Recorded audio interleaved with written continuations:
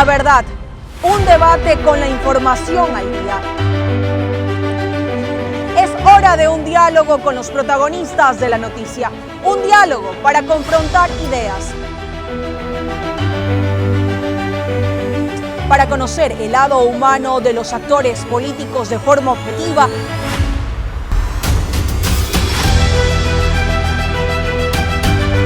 Sin seguir paradigmas y con la verdad de los hechos. Esto es Hora del Diálogo. La Hora del Diálogo.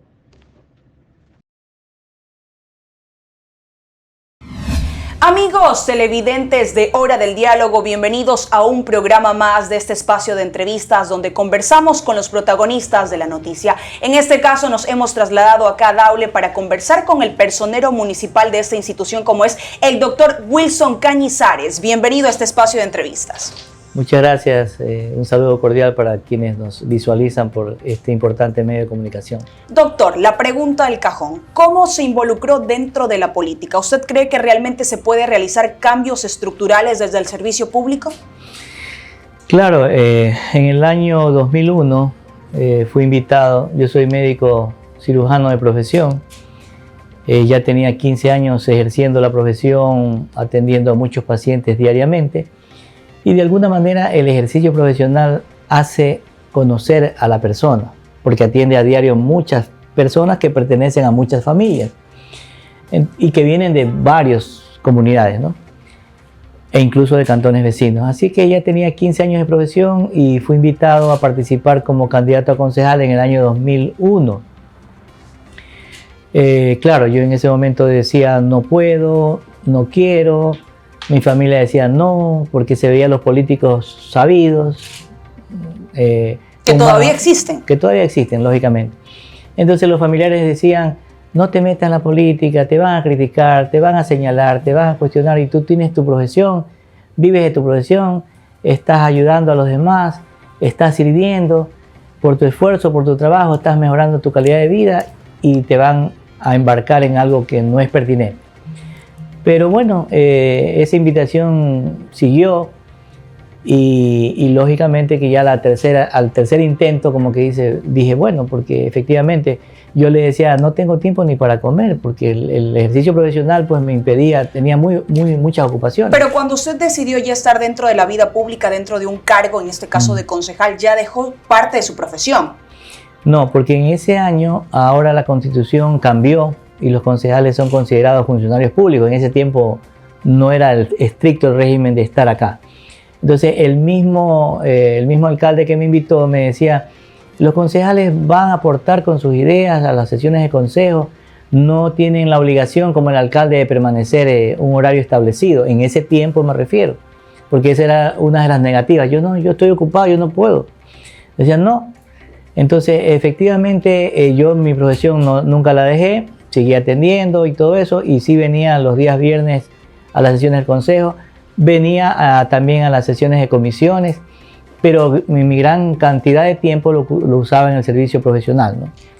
Doctor, algo importante que usted me mencionó, que su familia no estaba de acuerdo en el que usted participe dentro de una actividad política, justamente por esos señalamientos, esos criterios, esos cuestionamientos. ¿Cómo usted maneja actualmente la presión mediática? Porque hay muchas personas que pueden estar de acuerdo con su gestión, pero también tiene detractores. Por supuesto, y justo en época de campaña justamente se exageran estos criterios negativos que justamente los contrarios tratan de echar lodo, de cuestionar prácticamente el comportamiento de la persona que se encuentra en funciones, porque ellos creen que es la única forma de bajar la imagen y el trabajo que con mucho esfuerzo se está realizando.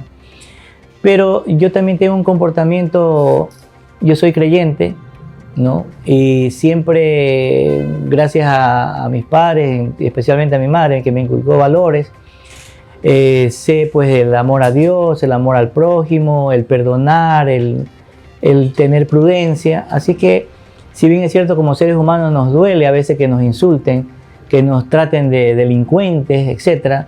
Incluso una campaña contraria dice vamos al rescate de Daule, y eso es ofensivo porque como que si el alcalde es un delincuente, como que si el pueblo ha elegido a una persona que no merece estar ahí. Entonces, pero ellos mismos se están hundiendo, porque no es la ofensa para mí, es la ofensa para el pueblo que eligió a un representante, porque ellos confiaron y creyeron en ese representante. Y al decirle vamos al rescate, la ofensa es para el pueblo, porque el pueblo está consciente de que esta persona toda la vida en su profesión, en su vida familiar y ciudadana ha tenido la predisposición de servicio. ¿Usted no está de acuerdo con ese tipo de campaña que ya ha empezado desde ahora?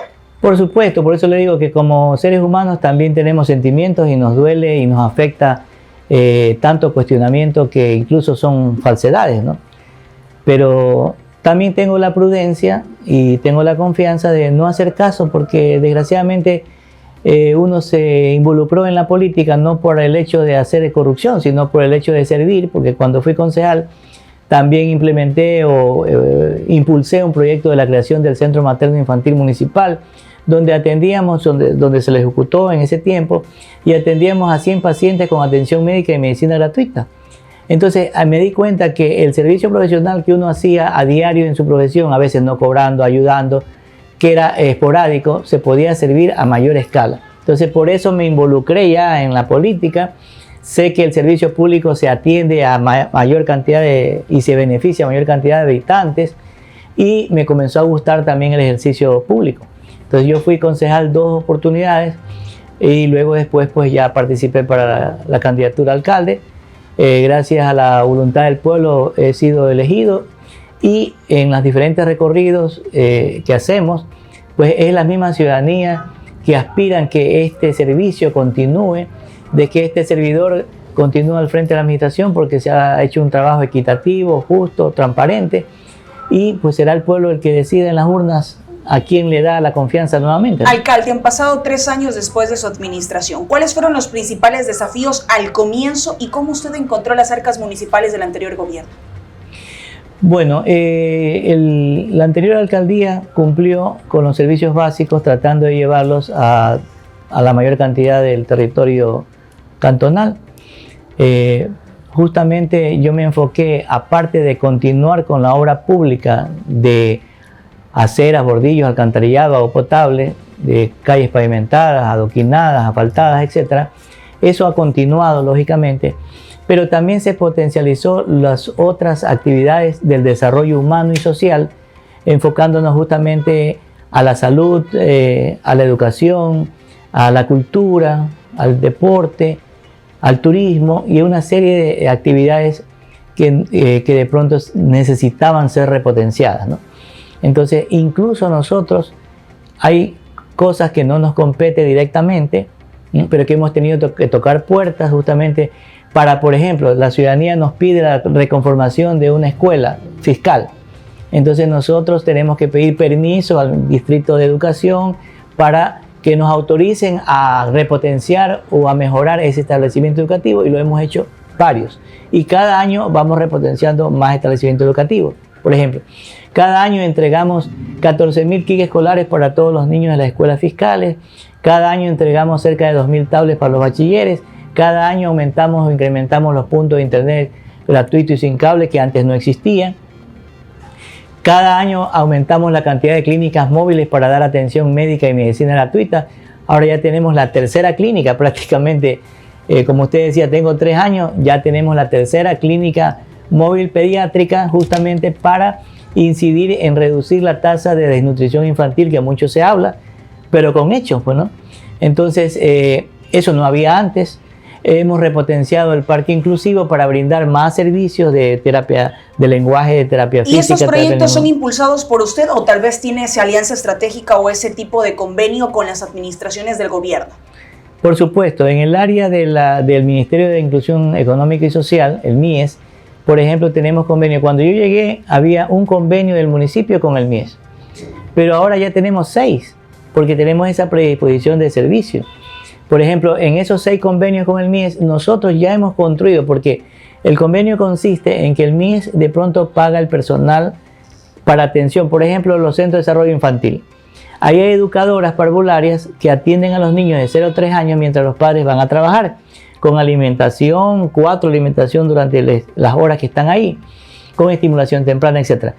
Pero, si bien es cierto, el MIES cancela los honorarios del personal, el municipio tiene que construir o tener el espacio físico. Ustedes dan todo el tema de la indumentaria, todo lo que Claro. se necesita para poder realizar las prácticas de forma correcta. Así es, por ejemplo, ya hemos construido 2 centros de desarrollo infantil emblemáticos en todo el país, son emblemáticos.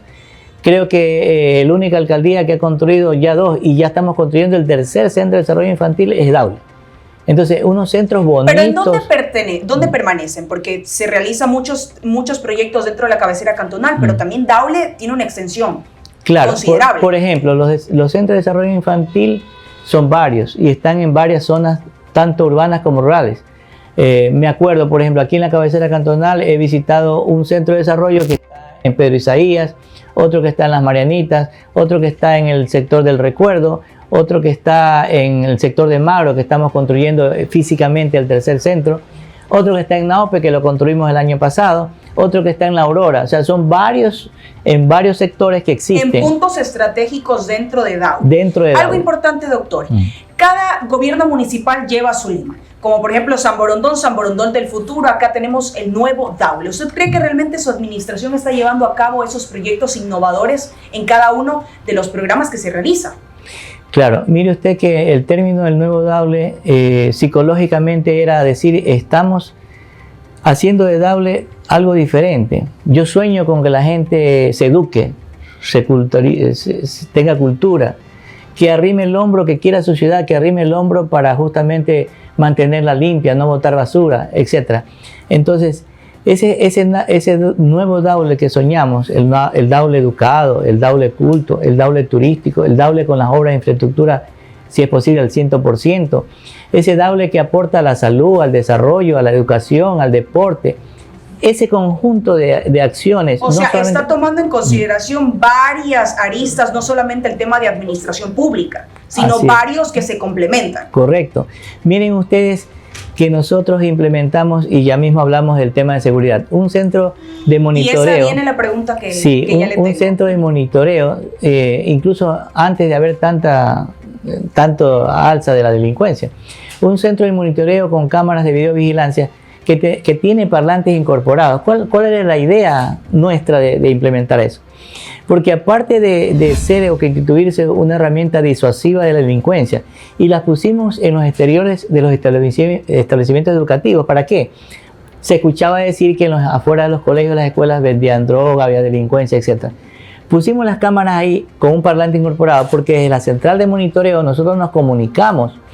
Justamente era para hacer un trabajo educativo, para podernos comunicar con los padres, con los niños y los padres de familia cuando van a dejar o a retirar a sus hijos de los colegios, de las escuelas, y aparte, y sembrar valores que están muy por debajo actualmente.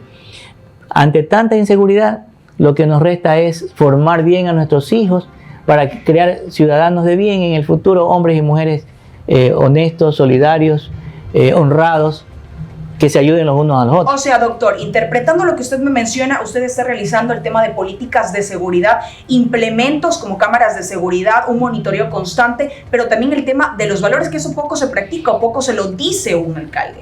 Realmente se está construyendo desde la familia. Así es, cada que tenemos la oportunidad, no solamente con las cámaras, con los parlantes, sino que en cada día que recorremos sectores urbanos y rurales, siempre estamos como disco rayado. Señores, padres de familia, ustedes son los responsables de la formación de sus hijos en sus hogares.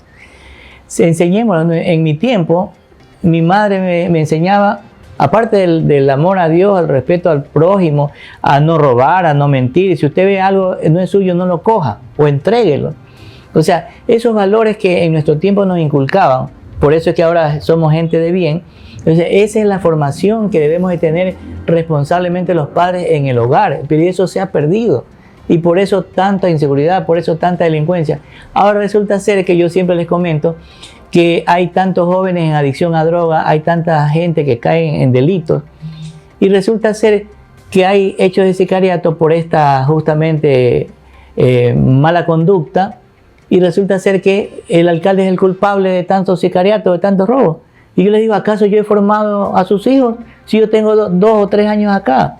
Entonces, Es importantísimo, a manera de prevención, la formación de los niños en el hogar. Algo importante, de alguna u otra forma tampoco está exento la inseguridad dentro de Daule y tampoco se puede de alguna u otra forma no sacar la responsabilidad del tema de la seguridad, que esto más compete al tema del gobierno. ¿Ha existido ese tipo de acercamiento con el actual gobernador del Guayas, Lorenzo Calvas? ¿Qué le ha dicho? ¿Qué le ha mencionado? Porque además de las cámaras de seguridad, la educación que se está implementando, ¿qué más? Porque es un problema multidimensional.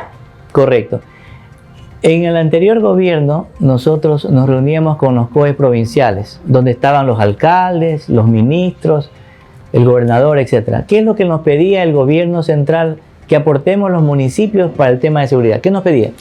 Por favor, señores alcaldes, construyan UPC, ayúdenos, construyan UPC, instalen centros de monitoreo, instalen cámaras, crean espacios saludables, alumbrados, parques, espacios con alumbrado público, ¿no? Y yo les comentaba, pero si todo lo que nos están pidiendo, Daule ya lo ha hecho. Construimos con recursos municipales un UPC en La Aurora que no había. Implementamos el centro de monitoreo. Entregamos cámaras de videovigilancia cada semana en lo que hemos llamado barrio vigilado o urbanización vigilada. Cada semana. Doctor, justamente hablando de esto, de los barrios privados, ¿solo se está implementando las alarmas comunitarias o las cámaras de vigilancia dentro de estas ciudadelas privadas o también dentro de la cabecera cantonal? También en la cabecera cantonal. ¿Cuántas? Y también ya llevamos, es que esas cámaras que año a año las compramos con recursos municipales, aparte de lo que ya está previsto gastar cada año con el dinero del municipio, con nuestros propios recursos y con la ayuda de la empresa privada, estamos semana a semana entregando. Ya llevamos 25, claro, son más sofisticadas las del municipio, más caras, pero ya llevamos más de 100 cámaras que hemos gestionado con nuestros recursos y con los recursos de la empresa privada. Entonces eso se pone en los barrios de Daule, en los sectores rurales también. Lógicamente que como es el recurso privado, no se puede dar miles y miles, pero semana a semana entregamos. Pero se tiene un estimado, un aproximado, la cantidad oscila entre cuánto y tanto. Bueno, las primeras 25 cámaras con parlantes incorporados que están en los exteriores de los establecimientos educativos son 25. Las cámaras privadas son 120, alrededor de 120 que también están conectadas al centro de monitoreo. Y lo que está previsto en este año es un presupuesto de $1 millón para más cámaras con más sofisticadas, con reconocimiento de placas, reconocimiento facial, que es un proceso que está en camino con recursos municipales. Mientras tanto, cada semana entregamos cámaras a los barrios y urbanizaciones con los recursos privados. Entonces, ¿qué más hacemos por la seguridad? Nosotros alquilamos 6 oficinas para darle a la Fiscalía. Le entregamos hace 3 semanas, un mes, al Consejo de la Judicatura un edificio municipal para que se ponga... ¿Utilizaría la policía tal vez? Sí. ¿También se lo realizaba? Hace un mes exactamente hemos entregado 4 carros, 0 kilómetros prácticamente, porque la ciudadanía reclamaba justamente que no ve recorrido, que no ve patrullaje, y como no tienen logística porque no hay recursos para ellos, entonces nosotros ya le entregamos 4 camionetas que, por no reunir las características del caso, especificaciones técnicas del gobierno nacional, la policía no las ha querido coger porque no son del color de la policía y porque a falta de recursos que ellos no tienen ni para gasolina, entonces nosotros mismos le pusimos chofer y combustible y mantenimiento y le hemos puesto al servicio de ellos. ¿Y eso todavía se está desarrollando? Se está desarrollando. Inicialmente hubo una polémica porque no querían subirse a los carros de las patrullas municipales, pero ya justamente hemos conversado con el señor gobernador. La semana anterior nos reunimos y él justamente se portó muy bien, llamó al jefe de la policía y le dio la disposición de que sean usados esos carros. Alcalde. Porque el jefe decía, sí, pero hay que hacer un convenio porque tengo que cuidarme, porque esto es difícil y que ahí anda un civil y todo eso. Y el gobernador le dijo, mire, en esta situación de emergencia y de crisis que estamos viviendo, o sea, el gobierno reconoce que existe crisis. Pero pues, es obvio, le dice, vea, déjese de tanta burocracia y acoja lo que se le está brindando. Entonces, desde ahí ya la policía ha venido a usar las camionetas. Nosotros hemos oficiado al alto mando militar también para que, primero que le hemos oficiado al gobierno nacional, al presidente de la República, que amplíe ese estado de excepción, porque acuérdense que hay un estado de excepción para la zona 8. no para Daule, pero todo al arremeterla a ellos se vienen para acá, que somos vecinos. Entonces le hemos pedido que amplíe el estado de excepción. Si no es posible, pues también hemos oficiado al Ministerio de Defensa que nos ayude con militares para que en los carros municipales hagan el trabajo pertinente. Y ya han venido, por 2 o 3 ocasiones, cada semana han hecho los operativos. Gracias a Dios, en estas 3 semanas que tenemos las camionetas, la ayuda de la policía, la ayuda de los militares, ha bajado el tema de los sicariatos. Esperemos que siga así, esperemos que los militares sigan viniendo, sigan haciendo su trabajo y que de alguna forma hayamos mitigado un poco la... Alcalde, algo importante, el tema de los resultados. ¿Cuántos aprendidos han existido? Bueno, tanto como aprendidos no tengo la cifra, pero sí percibe, al igual que yo, la ciudadanía. No sé si será casualidad, ojalá no sea así.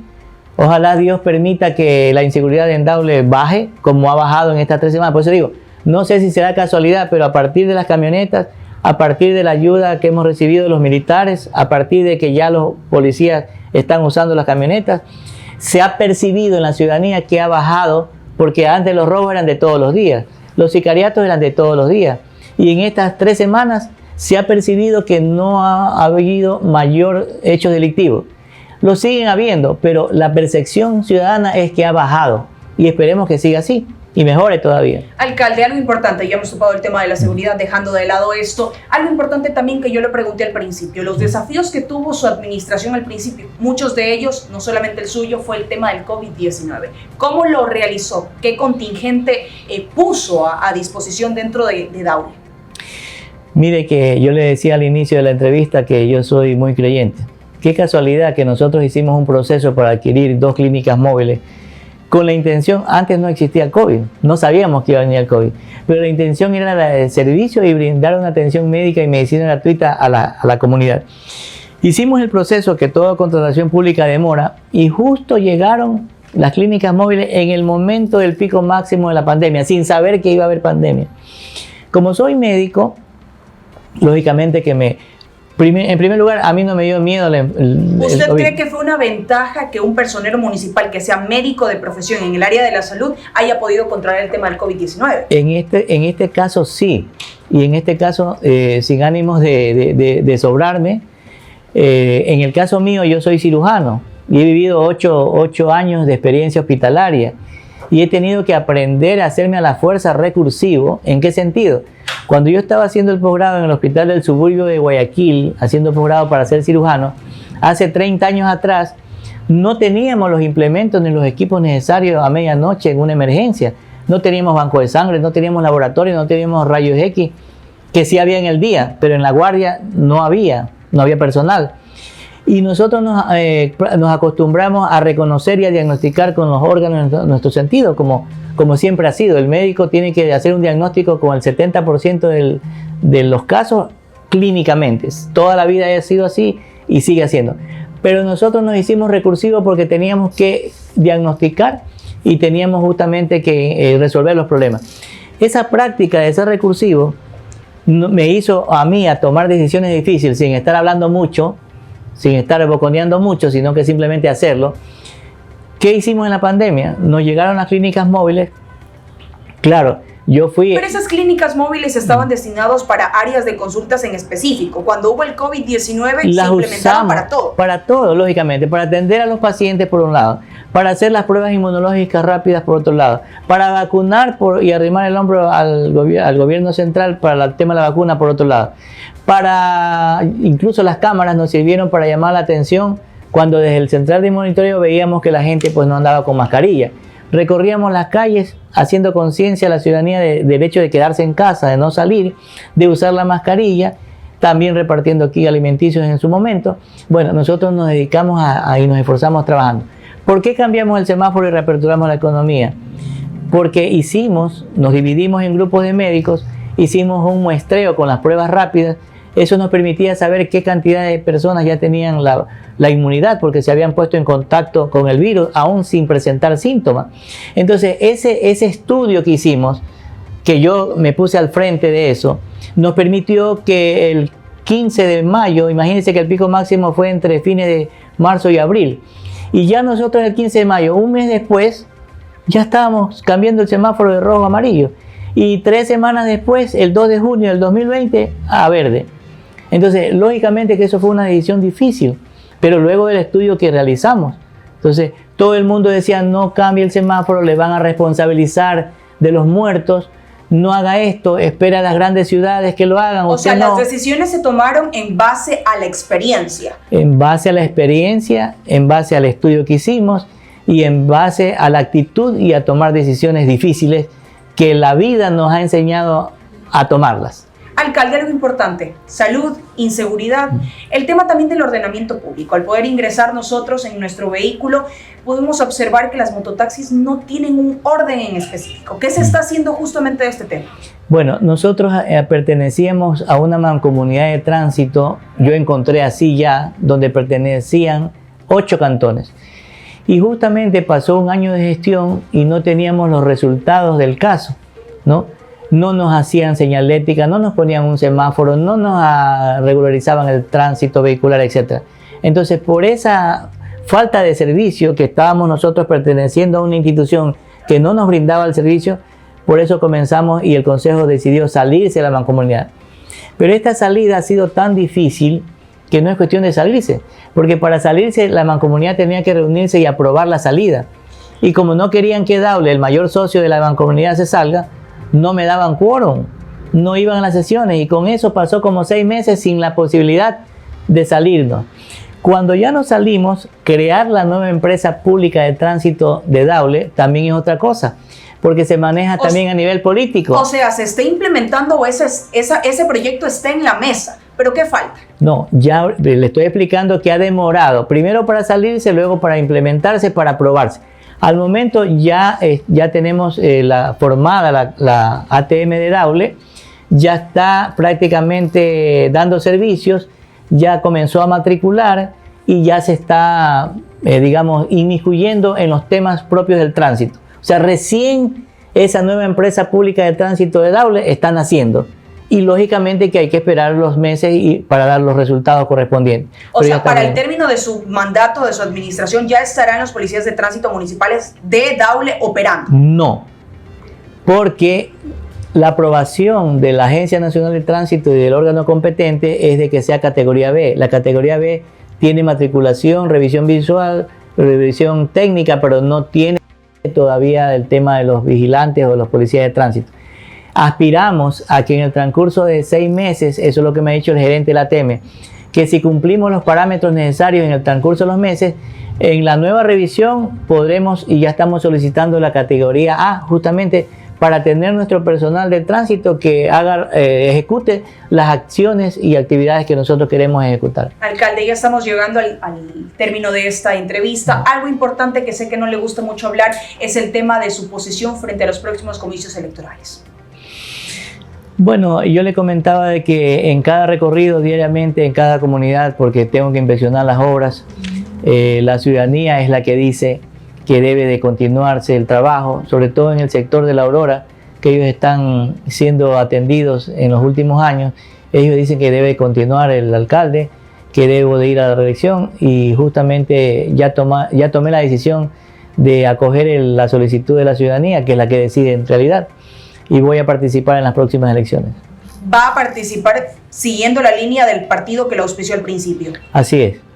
Así que tendremos un Wilson Cañizares para Laro. Eso ya depende del apoyo popular. Si el pueblo así lo decide, con mucho gusto. Y si el pueblo no lo decide, pues yo tengo mi profesión en la cual me ha permitido vivir, me ha permitido desarrollarme, me ha permitido mejorar mis condiciones de vida y lo seguiré haciendo. Por mí no hay problema. Bueno, alcalde, muchísimas gracias por haber atendido nuestra solicitud de entrevista. Gracias también por comentarnos de estos temas tan importantes. Hemos abordado diferentes aristas como el tema de la seguridad tan importante, no solamente para Guayaquil, Durán y San Borondón, sino también para Daule, que es la problemática principal de los ciudadanos, el tema de la salud, cómo trató el tema del COVID-19 y un sinnúmero de otros temas importantes dentro de la comunidad. Gracias por habernos acompañado. Muchas gracias a ustedes y un saludo cordial y también pues gracias a la comunidad dauleña por la oportunidad de servirlos. Gracias amigos de Hora del Diálogo.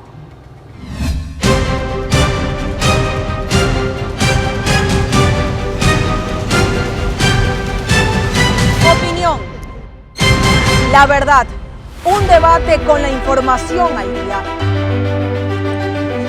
Es hora de un diálogo con los protagonistas de la noticia. Un diálogo para confrontar ideas. Para conocer el lado humano de los actores políticos de forma objetiva.